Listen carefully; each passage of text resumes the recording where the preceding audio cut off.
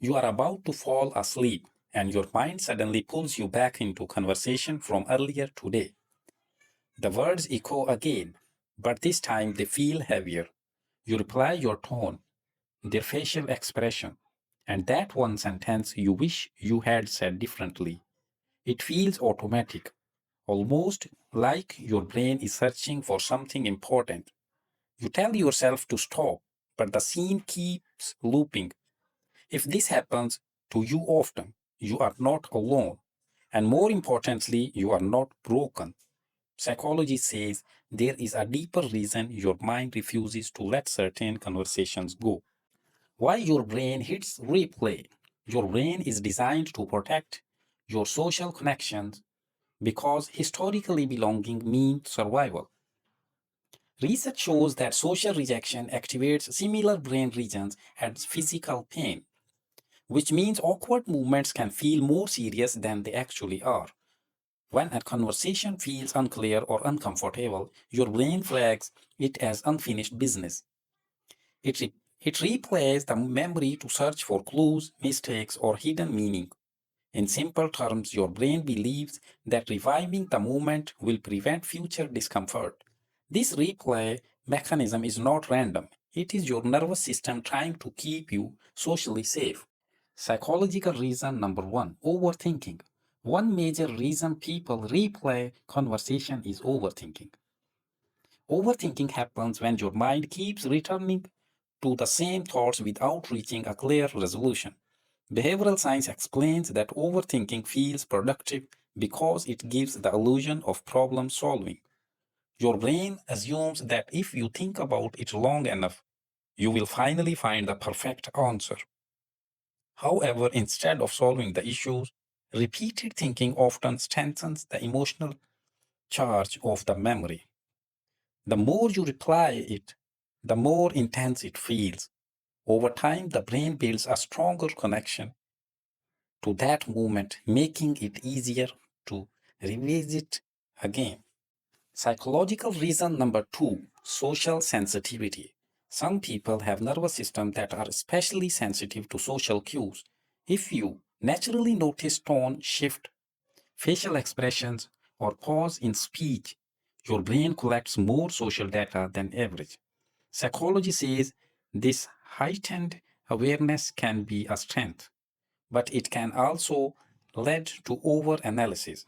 When you are unsure how someone felt about what you said, your brain keeps scanning the memory for reassurance. It rechecks the moments as if looking for proof that everything is okay. This sensitivity often comes from a deep desire for harmony and connection, not from weakness. Psychological reason number three, perfectionism. Perfectionism also plays a powerful role in mental reply. If you hold yourself to high standards, you may treat conversations like performances that need review. You might analyze your wording, timing, or confidence level. Research shows that high self monitoring increases post event analysis because the brain wants to improve future outcomes. In this way, your mind treats social interactions like a skill to refine. The intention is growth, but the result can become self criticism. Instead of learning gently, the brain starts searching for flaws. Psychological reason number four, emotional processing.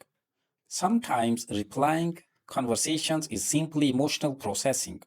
If something felt unresolved, confusing, or slightly hurtful, your brain may reopen the memory to understand your feelings. Behavioral science suggests that reflection can help regulate emotions when it is balanced. By mentally revisiting the moment, your brain tries to label what you felt and why.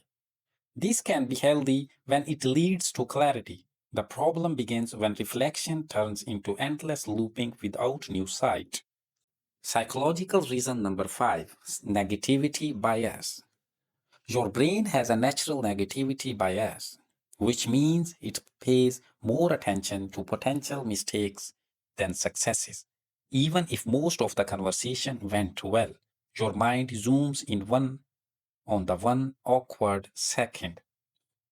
Psychology says this bias and evolved to help humans detect threats quickly.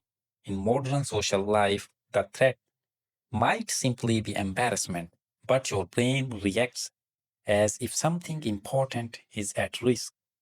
This is why the uncomfortable parts replay louder than the positive ones.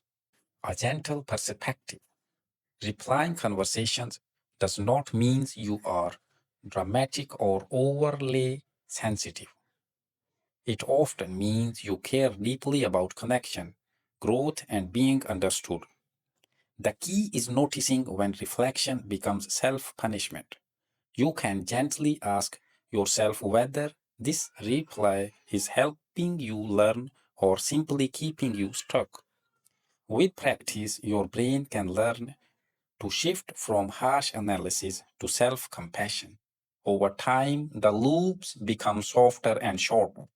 And when you understand why your mind does this, you can respond with patience instead of fear.